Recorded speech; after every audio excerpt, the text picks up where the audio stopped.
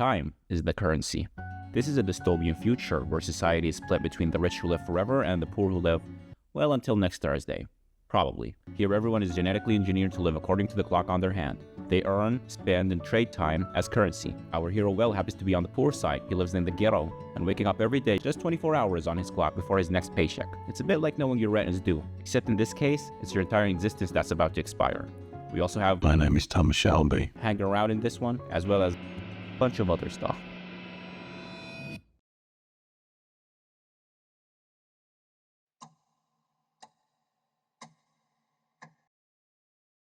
Hey, Mom. This 25-year-old is his 50-year-old mother. Let me explain. In this world, you get to 25. You stop growing, and after that, your clock starts ticking. You got a year on your hand, and you better always have enough time. And to survive, you get a time paycheck for your work. Will lives day-by-day paycheck, always on the edge of losing time. His mom decides to give him 30 minutes, but little does she know that those 30 minutes will be the end of her. Will goes to work, does his thing. His boss doesn't pay him enough. He's upset. Now he goes to a bar to meet with his friend. He can already notice a guy that seems to be from the higher class of people, from the New Greenwich zone. This isn't his kind of place. Looking at the 110 years on his clock, and Will is concerned for the rich guy's safety, and immediately warns him that flashing around those 110 years aren't going to bring him anything but trouble. But Will is unsuccessful because at the same time, a gang of time thieves busted in, and right away, they show interest in his big fat watch. Will's friend warns him not to help him. Don't worry, I won't do anything stupid.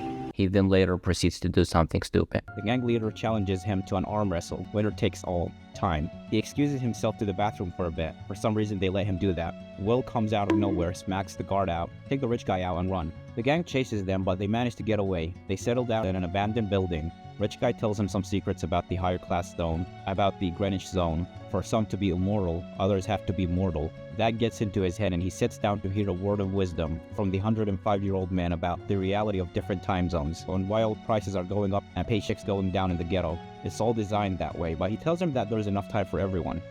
They go to sleep. Rich guy wakes up first and realizes he had enough because he lived for too long, and he trusts that Will will use his time for the greater good. He gives Will his 110 years while he's asleep. Will wakes up and can't find rich guy. He realizes he's now the rich guy. He peeps out of the window and sees previously rich guy relaxing on the bridge's edge before his end. Will tries to get him before it's too late. But it's too late. Will takes off. A camera only sees Will when he ran off. He decides he wants to use his time to take his mom to New Greenwich. Next scene, mom is coming back home using the bus, but ticket prices increased. Mom can't afford it. She starts regretting giving Willie boy that 30 minutes. She steps down and starts running for her life, looking for Willie. Will is out there waiting for her. She doesn't come out of her usual bus stop. He realizes something is wrong and starts running too. They spot each other in the distance. They run to each other for Will to save her by giving her time. Unfortunately, she dies before she can get to him. And he begins his villain arc and vows to wage a war against the rigged system.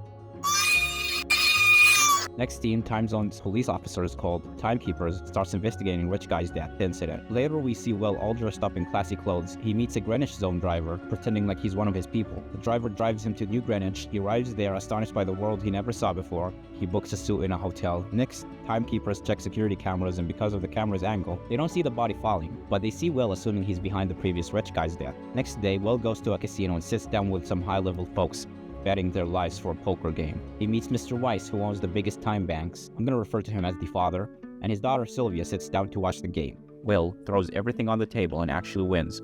The father is impressed and invites him to his fancy party. Fast forward to the next day, and Will rolls up to the party. Sylvia is intrigued by him and drags him onto the dance floor, hinting she can tell he's from the ghetto.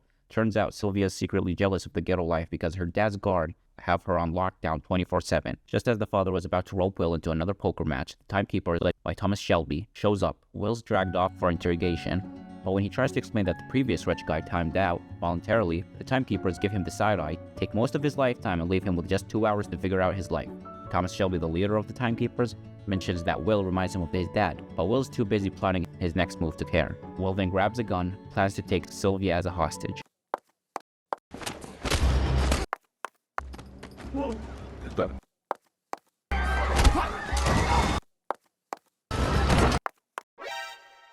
So he kidnaps her at gunpoint. She screams at him to let him go. He doesn't listen. Later, when they get away from the timekeepers, Will decides to take a good hard look at a camera, missing the fact that he's going to run over Spikes. Car gets wrecked. Time thieves come along, notice Will only having minutes on his time, while Sylvia has a decade. They sip it all up and go away. Will and Sylvia wakes up noticing they don't have much time left.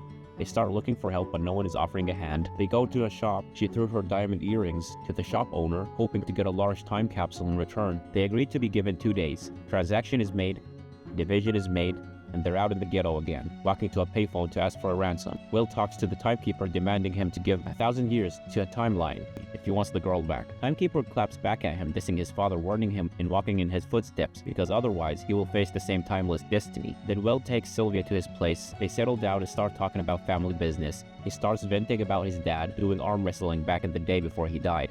He shows off his dad's little trick to win. Will grabs Sylvia's arm and give her a crash course in time fighting. His dad's move was to let the other guy think that they're winning, wait until the last second, then flip the script and take it all.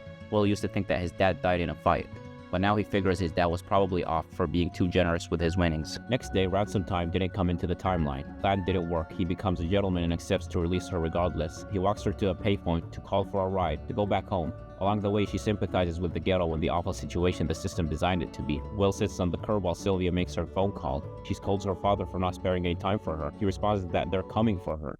She doesn't understand at first, but then turns around and sees the they in question.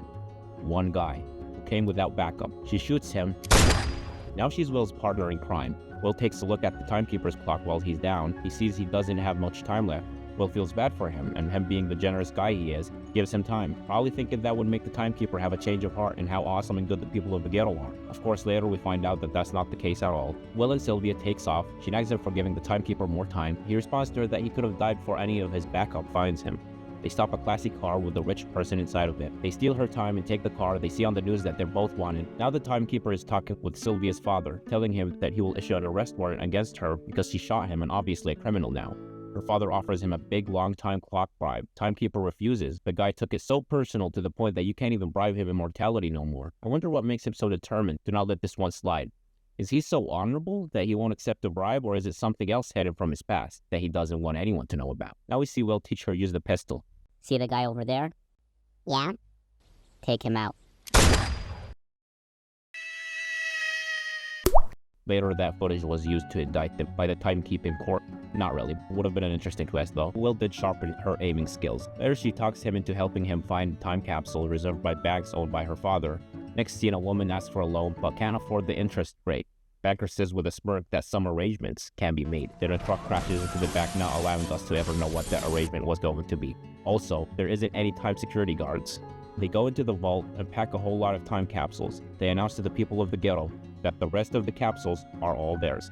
When timekeepers arrive, all the times were already taken by everyone, which makes the timekeepers concerned with the system being cracked. Will goes into the timeline charity that gives time to everyone in need and holds the guy at gunpoint to give him a large amount of time. I'm not sure why he didn't choose to give him the time nicely rather than traumatize the poor guy. While Will and Sylvia were in their motel room, timekeepers locate them, start chasing. They jump out of the window and assume they're safe now. No way they're going to jump. Darn it. They do a little rooftop chase, but they eventually get away. Later, they go to a hotel and book the whole building to themselves, and on their way to their room, some random guy just walks in, spots them, and then gets kicked out by the receptionist. Next scene, time thief guy comes in threatening innocent people to tell him where Will and Sylvia at. The previous random guy, remember him? Snitches them out. While Will and Sylvia were in their room, time thieves bust the door, grabs both of them. The time thief leader explains that the timekeepers don't bother him because he steals from his own people, and his mission now is to collect a 10-year award and restore order in the ghetto by killing both of them. But because the time thief is a very chivalrous man, he battles Will to the death through an arm wrestle, as always. They start pushing. At first, time thief is winning, but Will was manifesting his old man's trick and waited for the clock to go very low, and then Will turns the tables and starts taking his time, then pulls out a heading gun in his socks and takes out all of the guards and wins over the time thief, and they leave. They eventually reach a rooftop, but Will is devastated because he's realizing that the time he's giving away won't help with anything because the elites will keep raising the prices. The only way this will work if they were able to give away millions of years. This is where Sylvia suggests stealing from her dad's vault, which does have a million-year capsule. We go to her dad's company's location. Sylvia acts like she's looking for her father. Will sneaks behind the father and then aims at him. All guards put their guns down, and now they take him. Again, these are two untrained individuals who happen to outperform trained armed groups at every chance they can get. They get to the vault using the father's combination password and open it to find a whopping million years. The father warns them of flooding the wrong time zone with that much time could cripple the whole system, and then says that for a few to be immortal, many must die. That completely triggers Will, and Will charges at him aggressively with his gun. They realize it's kind of messed up to shoot a girl's father in front of her. They leave and the timekeeper receives a warning that 1,000,000 years has left the New Greenwich time zone. He freaks out and goes out to hunt them down. He says to everyone to be on the lookout for the slowest car because if you have 1,000,000 years, you're definitely not in a hurry. Well, yeah, unless you're being chased by the whole agents of the system and you need to deliver it to the ghetto as soon as possible. Anyways, his theory worked and he was able to find the slowest car and turns out they're inside of it. He was about to collect his time pay but stopped because he spotted them and started chasing. They reached the bridge. Timekeepers load their car with bullets, but they were able to cross the time zones to the ghetto safely. The timekeeper crashed into their car when they reached their destination. Will gives the $1,000,000 to a little girl to give the time to the timeline clerk and distribute it to the people. Once people realize there are free time being given, the hungry crowd runs towards the timeline, allowing Will and Sylvia to escape, and the timekeeper pushed people away to get to them. The timekeeper took it so personal he went chasing them on foot like his life depended on it. Again, no backup by the way. He was able to stop them and hold them at gunpoint. Will questions why he's so firm in wrecking the ghetto like that. Will guesses that the timekeeper used to be from the ghetto, and the timekeeper admits that he did find a way to escape from the ghetto, but he makes sure that no one else ever will, in order for the system to be preserved. Will tells him that there is no point in arresting them because their clock is about to be timed out. The timekeeper remembers to look at his clock and turns out Bro only had a few seconds before he times out. Will and Sylvia are seconds from timing out too. When it all seems to be hopeless and it looks like it's their last goodbye, Will remembers that the timekeepers stash extra time in their cars. He sprints to the timekeeper's vehicle, grabs enough to survive, and rushes back to Sylvia. Just in time. Across the country, chaos unfolds as people cross zones and factories shut down. The authorities claim control, but everyone knows it's falling apart. Will and Sylvia, again, these untrained people, keep snatching from every bank they can get their hands on to make sure that the system will always be crippled.